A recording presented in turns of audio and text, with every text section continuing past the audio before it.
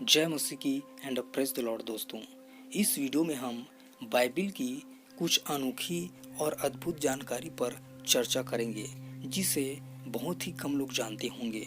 वैसे तो बाइबिल में बहुत सारी जानकारियां हैं। बाइबिल जो है ज्ञान से, रहस्यों से, प्रकाशनों से भरी हुई है, परंतु कई बार हम इन चीज़ों को नहीं जान पाते हैं।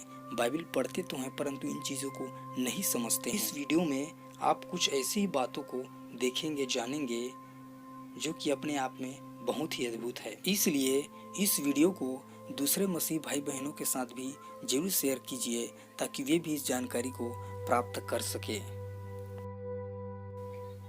वैसे तो प्राचीन काल में लोग अधिक वर्ष तक जीवित रहते थे, परंतु बाइबिल में एक ऐसे व्यक्ति का भी जिक्र है जो सबसे अधिक वर्ष तक जीवित रहा। जी हाँ, उत्पत्ति की पुस्तक 5वें अध्याय और 27वें आयत को जब हम पढ़ते हैं तो यहाँ पर एक व्यक्ति का वर्णन पाते हैं जिसका नाम मतुसेला था। इसकी कुल आयु 969 वर्ष थी, अर्थात ये बाइबिल में सबसे अधिक वर्ष तक जीवित रहने वाला व्यक्ति है और शायद दुनिया का भी। सचमुच ये अपने आप में कितना अद्भुत है। भजन संहिता को भजन की पुस्तक कही जाती है, परंतु क्या आप जानते हैं कि भजन संहिता का पूरा अध्याय भजन या गीत नहीं है। जी हाँ, इसमें स्तुति, धन्यवाद और प्रार्थना भी है। परंतु क्या आप जानते हैं कि पूरी बाइबिल में 185 भजनों का या गीतों का वर्णन किया गया है। पाप का फल मृत्यु है, परंतु बाइबिल में दो ऐसे महान परमेश्वर के जन हुए जिन्होंने मृत्यु का स्वाद नहीं चखा है, अर्थात मृत्यु का जो नियम है उन पर लागू नहीं हुआ। जी हाँ, एक तो उत्पत्ति में हम पाते हैं जिसका नाम हनोक है और दूसरा राजाओं की पुस्तक में पाते हैं जिसका नाम एलिय्याह है। ये दो ऐसे महान लोग हैं जो नहीं मरे वरन देह सहित उठा लिए गए हैं। परमेश्वर ने जब आदम हवा को बनाया था तो उन्हें एक आज्ञा दिया था, अर्थात बगीचे के बीच में जो वृक्ष का फल है उसे नहीं खाना। परंतु क्या आप जानते हैं कि ये कौन सा फल था? इस विषय में बाइबिल में कुछ भी वर्णन नहीं मिलता। जी हाँ, जैसे कि सामान्यतया आप मसीही वीडियो में देखते हैं कि आदम हवा एप्पल के फल को खाते हैं, परंतु बाइबिल इस विषय में कुछ भी नहीं बताती है। जी हाँ, ये कौन सा फल था या आदम हवा ने कौन से फल को खाए, इसका जिक्र बाइबिल में हमें नहीं मिलता। बहुत से बाइबिल के स्कॉलर इस बात को बताते हैं कि ये सांकेतिक शब्द भी हो सकते हैं, अर्थात इसका अर्थ दूसरा भी हो सकता है, जरूरी नहीं कि ये कोई पर्टिकुलर फल ही हो। बाइबिल में कुल 66 पुस्तकें हैं, इस बात को हम सभी जानते हैं, पर क्या आप जानते हैं कि इन 66 पुस्तकों को लिखने में कितना समय लगा होगा, या यूँ कहें कि परमेश्वर ने कितना समय लिया होगा, लगाया होगा। क्या आप जानते हैं कि पूरी बाइबिल को लिखने में 1600 वर्षों का समय लगा है। जी हाँ, पुराने नियम को 1500 सालों में और नए नियम को 100 साल में लगभग लिखा गया है और इस रीति से दोनों को मिला के 1600 वर्ष लगे हैं। इस्लाम धर्म दुनिया का सबसे बड़ा धर्म माना जाता है, अर्थात जनसंख्या की दृष्टिकोण से सबसे बड़ा धर्म इस्लाम है। पर क्या आप जानते हैं कि इसकी उत्पत्ति या मूल कहाँ से हुई है? जी हाँ, बाइबिल में इसका वर्णन हमें स्पष्ट रीति से मिलता है।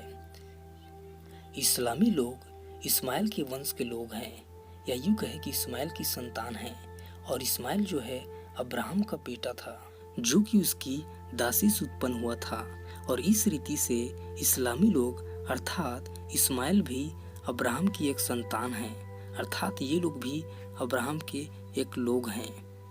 इस रीति से ये लोग भी परमेश्वर के ही लोग हैं, परंतु बहुत सारी बातों में भटके हुए हैं।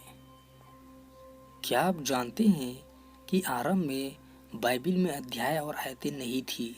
जी हाँ, यदि हम मूल इब्रानी भाषा के पवित्र शास्त्र को या लेख को देखें तो इस बात को पाएंगे कि इसमें न तो अध्याय थी और न ही आयतें थी।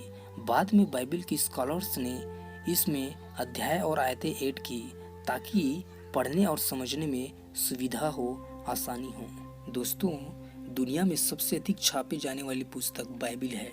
इस बात को तो हम सभी जानते होंगे, परंतु क्या आप जानते हैं कि दुनिया का सबसे छोटी बाइबिल कौन सी है? जी हाँ, दुनिया की सबसे छोटी बाइबिल है जिसका नाम है नैनो बाइबिल। या इसकी साइज पेन की डॉट की तरह है। जी हाँ, सचमुच यह अपने आप में बहुत ही अद्भुत है। जिस प्रकार से सबसे छोटी बाइबिल है, उसी प्रकार से विश्व की सबसे बड़ी बाइबिल भी है। जी हाँ, मिस्टर हरमित सी द्वारा लिखित बाइबिल, जिसका कुल वजन 496 किलो है और यह विश्व की सबसे बड़ी बाइबिल मानी जाती है, या यूं कहें कि सबसे बड़ी बाइबिल है।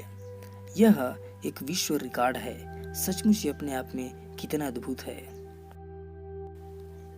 बाइबिल को हम अलग अलग नामों से जानते हैं, जैसे कि पवित्र शास्त्र, धर्मशास्त्र, परमेश्वर का वचन इत्यादि।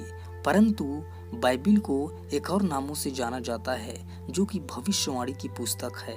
जी हाँ, क्योंकि बाइबिल जो है भविष्यवाणियों से भरी हुई है। बाइबिल के विद्वानों के अनुसार बाइबिल में कुल 6000 भविष्यवाणियां हैं। इस रीति से बाइबिल एक भविष्यवाणी की पुस्तक भी है। बाइबिल सबसे अधिक पढ़े जाने वाली पुस्तक है।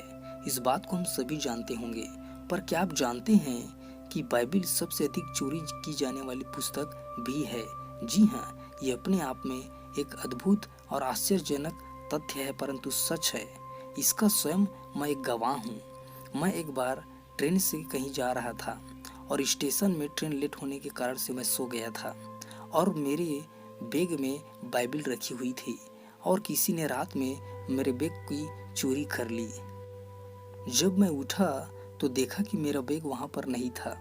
वैसे मुझे दुख तो हुआ, परंतु खुशी भी हुई यह सोच करके कि जिसने भी उसको चोरी की है उसे बाइबिल मिल जाएगी और वो परमेश्वर को जान जाएगा। मैंने परमेश्वर से प्रार्थना भी किया कि हे परमेश्वर, जिसने भी उसे चोरी किया है वो तुझे जरूर जान जाए।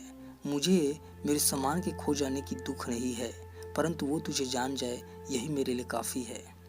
क्या आप जानते हैं, उत्पत्ति की पुस्तक की शुरुआत इन द बिगिनिंग शब्द से आरंभ होता है और इसी शब्द से नया नियम कभी आरंभ होता है। इस रीति से नए नियम और पुराने नियम दोनों जो है इन द बिगिनिंग शब्द से आरंभ होते हैं। सचमुच ये अपने आप में बहुत ही अद्भुत है। याकूब के 12 बेटे थे और ये 12 बेटे इजरायली जाति के 12 गोत्र बने, जिससे इजरायली जाति की उत्पत्ति हुई। पर क्या आप जानते हैं, याकूब की एक बेटी भी थी जिसका नाम दीना था। उत्पत्ति की पुस्तक में हम सृष्टि की उत्पत्ति का वर्णन पाते हैं, परंतु क्या आप जानते हैं कि सृष्टि की उत्पत्ति परमेश्वर ने 2 बार की थी?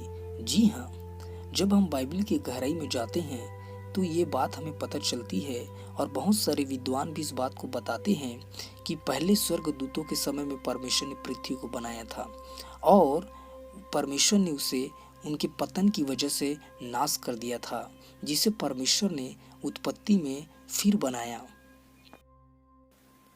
क्या आप जानते हैं, यीशु मसीह अपने पुनरुत्थान के बाद 40 दिन और 40 रात धरती पर रहे और 500 से भी अधिक लोगों को जिंदा दिखाई दिए, प्रमाणों के साथ, सबूत के साथ।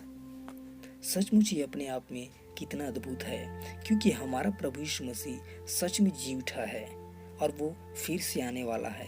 यह कोई कथा कहानी या कल्पना नहीं है, बल्कि वास्तविक और ऐतिहासिक और प्रमाणिक है और लोगों ने आंखों से देखा है।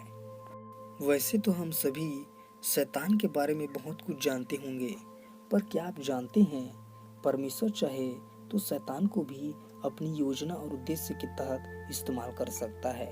जी हाँ, ये सच है। बाइबिल में इसके बहुत सारे वर्णन हम पाते हैं, जैसे कि अय्यूब के जीवन में परमेश्वर ने शैतान को अनुमति दी। दूसरी चीज, शाऊल को सताने के लिए परमेश्वर ने शैतान को अनुमति दिया।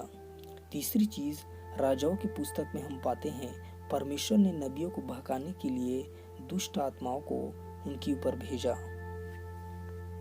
इस रीति से हम देख सकते हैं कि परमेश्वर जो है अपनी इच्छा और योजना के तहत शैतान को भी इस्तेमाल करता है।